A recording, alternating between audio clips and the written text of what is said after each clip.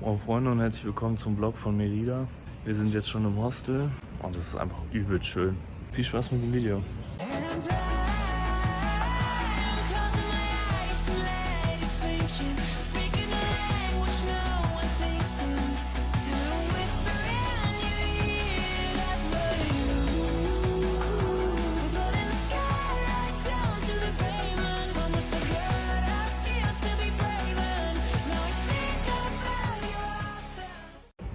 Hier ist ein Garten, da hinten ist ein Pool, zeige ich noch. Da gibt es auch Hängematten. Hier einfach Zimmer, Terrasse. Hier ist noch ein anderer Garten. Zu einer schicken Wendeltreppe. Hier ist auch noch eine Terrasse, das ist so crazy. Das hat irgendwie so einen spanischen Finca-Style. Wenn ihr von Valladolid nach Merida wollt, dann gibt es zwei Optionen. Einmal ADO-Busse und einmal den Oriente-Bus, den wir genommen haben. Und da seid ihr nämlich nur die Hälfte im Vergleich zum ADO. Fahrt aber auch eine Stunde länger. Wir haben den nämlich genommen. Eine Stunde länger, 3,5 Stunden, 165 Peso. Und ADO kostet 310 oder sowas. Aber es war trotzdem sehr bequem, Klimaanlage war alles da. Der hält halt nur auch in den Dörfern und so. Hier ist ein Pool und der andere ist da links um die Ecke. Hier ist eine kleine Küche. Einfach so auch riesige Innenhöfe, das ist so geil gemacht. Hier ist die andere Küche. Das ist einfach richtig hoch, ist offen mit so richtig geilen Säulen. Das ist die andere Küche. Und da hinten ist der andere Garten, wo auch ein Pool ist. Die haben hier auch einfach eine Schildkröte. Da ist sie gerade am Pennen.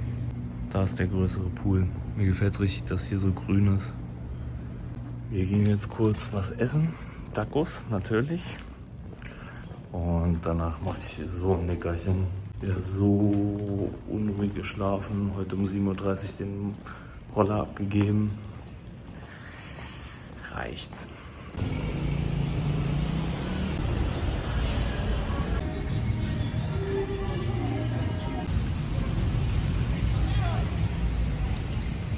So, hier Taco-Stand auf dem Platz.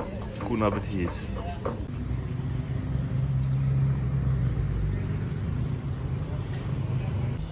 Moin. Servus. Heute letzter Tag in Merida. Gestern lag ich nur krank im Bett und jetzt wollte ich eigentlich eine Walking-Tour machen. Ja, ich bin schon 5 Minuten zu spät und ich muss noch 5 gehen. Mal gucken, ob die dann überhaupt noch da sind. Aber hier ist auch schön, hier gehe ich sonst einfach mal so ein bisschen rum. Wir sind hier gerade am Hauptplatz, wo auch so eine fette Kathedrale wieder ist.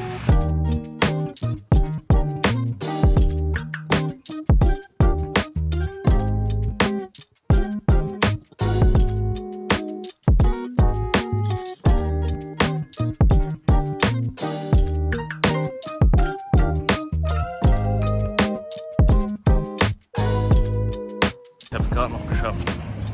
But doesn't mean that it's really big. You can do it for.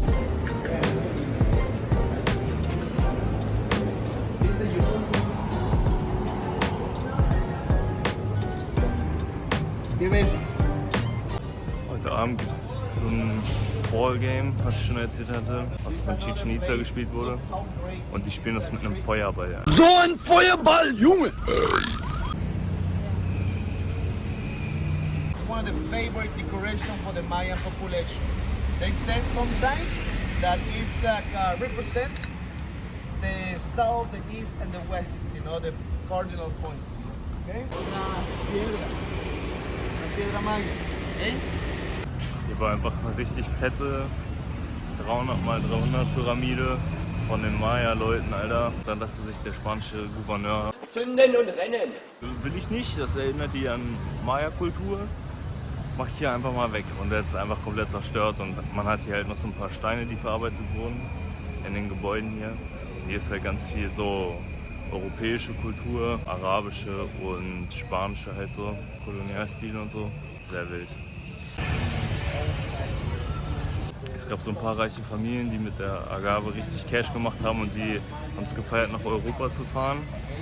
Und haben dann einfach den Stil mitgebracht und deswegen ist in Merida, die haben so 1 Million Einwohner in der Stadt, ganz viel europäischer Style, sehr cool.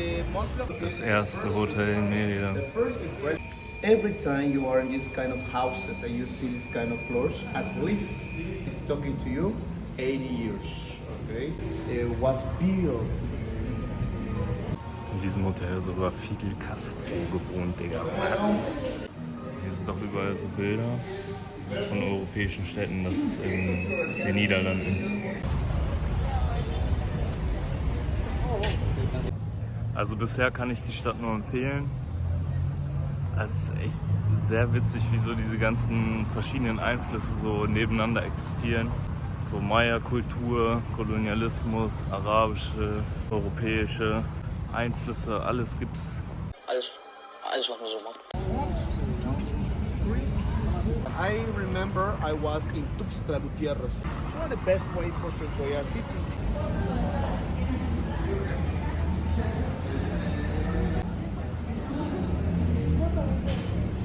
Wir sind jetzt im ältesten Haus in Mérida. Jetzt ist die Walking Tour vorbei, aber man sieht auf jeden Fall den spanischen Stil. Ich liebe auch einfach diese hohen Decken, das ist immer so geil.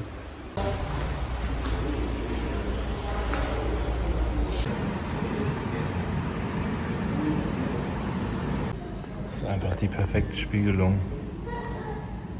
Man denkt einfach, da geht's auch weiter, aber da ist einfach nur eine Wand.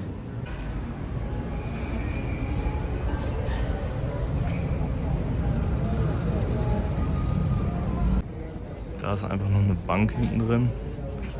Und hier ist noch ein Garten. So crazy Früchten. Die beiden Mädels, mit denen ich gerade im Museum war, die bleiben noch ein bisschen. Und ich gehe jetzt in das Museum der Gastronomie. Und da zeigen die auch, wie die so typisch mexikanische Speisen machen, so wie Cochino Pibil. Das ist so Schwein, was die im Boden garen, irgendwie über Stunden. Und das probiere ich dann in einem Markt da in der Nähe oder vielleicht auch da im Restaurant. Aber das soll ein bisschen teurer sein. Hier ist das Museum.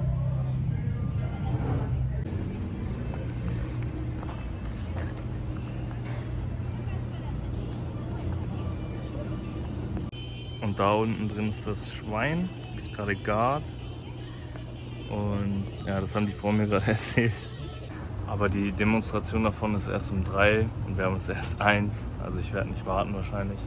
Hier kann man so ein bisschen was erfahren über die verschiedenen Zutaten, die es so gibt in der yukatanischen Küche. Aber ich muss sagen, ist jetzt nicht so speziell, wenn man diese Demonstration nicht mitnimmt.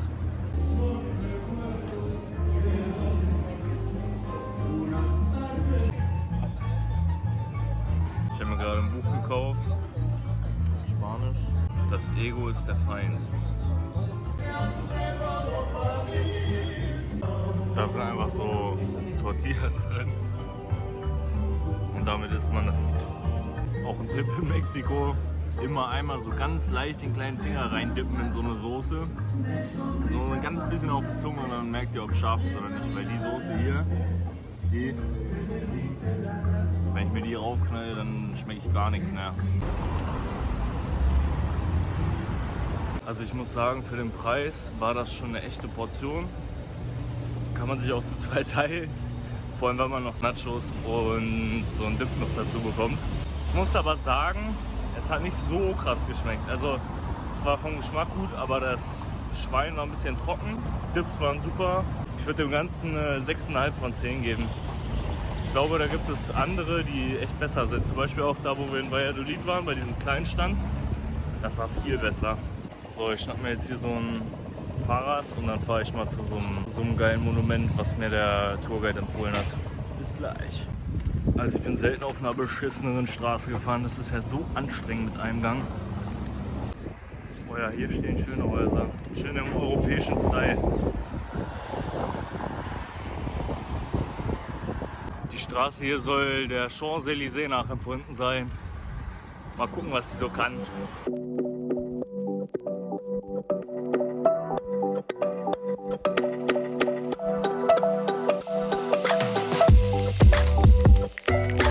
Ich habe einfach Schweiß ins Auge bekommen, Alter, brennt das.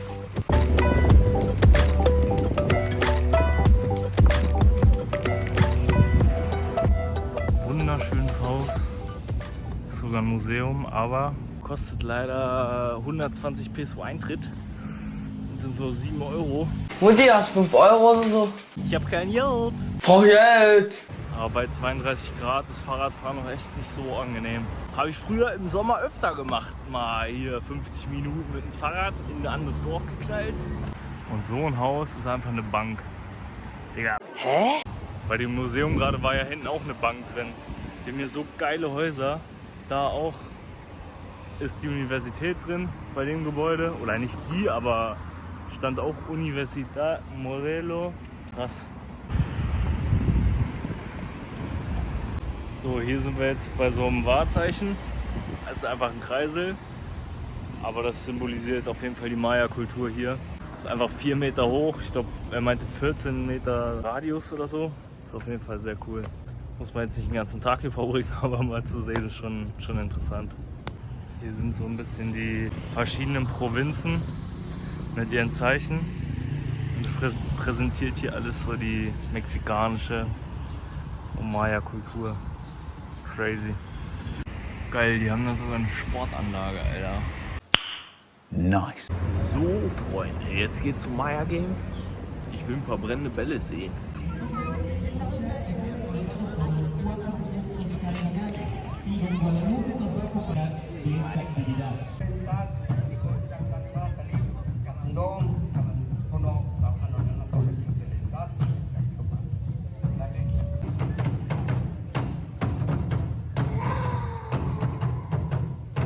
Cosecha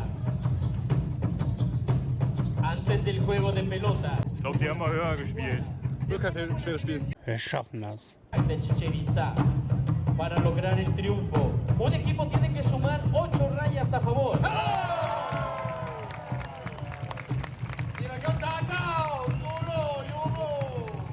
Y fuerte el aplauso para los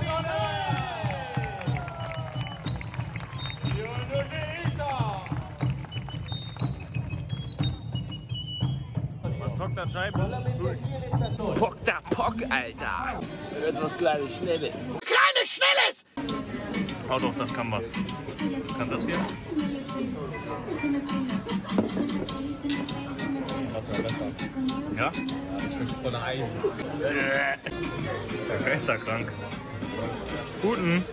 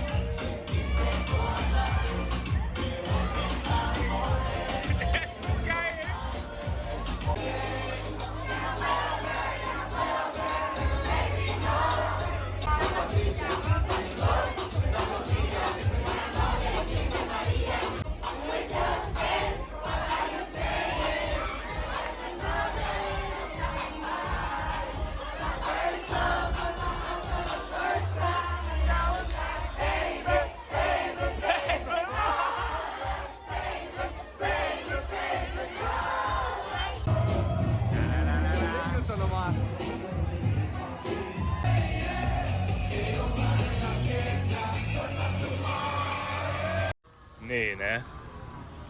Nee, oder? Ajo. Heute Morgen ein bisschen zerknittert. So, Freunde, kommt frühzeitig her. Ich stand hier gerade 40 Minuten oder so, 30 Minuten in der Schlange. Ja, oder kauft Online-Tickets. Das war's auch mit dem Video. Ich hoffe, euch hat's gefallen. Lasst ein Like da, lasst ein Abo da. Bis zum nächsten Mal, wenn es wieder heißt. Was ist denn hier los? Wie siehst du denn aus?